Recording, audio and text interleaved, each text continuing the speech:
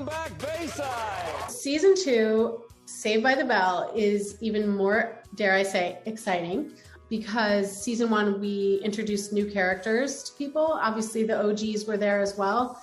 But there was so much to establish, whether it be who we were as grown-ups, the new kids, the tone being that it's reimagining and not a direct reboot like other shows out there. There was a lot happening with the new cast. So season 2, we get to dive really deep in a lot of fun ways because every character is negotiating and navigating their place in this world at Bayside.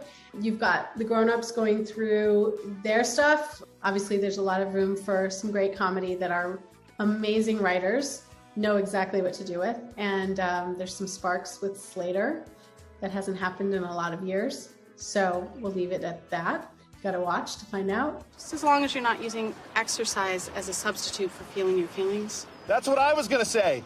But our kids, too, are going through, their friendship issues and romances, and so much fun to be had in a world right now where we need some laughs. Like this is the show to, get cozy on the couch for Thanksgiving weekend and binge it. Well, I could never do therapy. Don't believe in it. Everybody could benefit from therapy, Slater. Mario and I have always just had this silly, fun banter. It's like brother and sister, but who never fight, okay? So we just have always had this ease around each other, and we bring out the silliness in one another.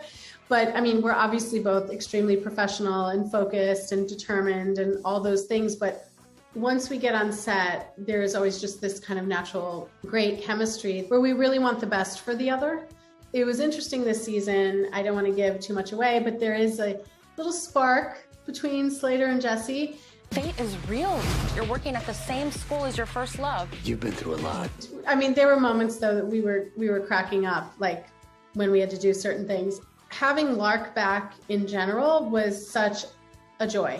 We've never stopped, being friends, and I've always just loved her so much. We shared so much as kids together, and she was right back to Lisa Turtle. Like it's like uncanny how amazing. She just dropped right back in, looking gorgeous, and she's so funny. And we just had fun catching up and reminiscing, and also just celebrating the current moment to be together. We got to do a lot of great fun scenes together, especially Tiffany and Lark and I got to do some great scenes in episode 6, which was so much fun. Just like old girlfriends coming back together in the script, but also in life. Just the physical, like being together at the max. That place is so symbolic of connection and togetherness with my original cast. And the 5 of us sitting there, we all were deeply saddened to hear the tragic news about Dustin when we found out. It was all so fast and quick, and obviously he's so young. It was truly tragic. And it was so important for us to be able to pay tribute to him in a way that honored him, because he's so loved and he was such a talent. And so Tracy Wakefield, our showrunner, and her writers really came up with a way to do it that she then shared with us to see, how do we feel? How do we think the fans would feel? So we were able to kind of work this out together to try to come up with something that we felt would feel right. I don't know if there's ever a perfect way to do this, but I do feel proud of the sensitivity and thought and care that went into it. And I hope the fans, just really feel that, and that it's the way they would have wanted it to. He just was always making all of us laugh so hard, especially in the schoolroom.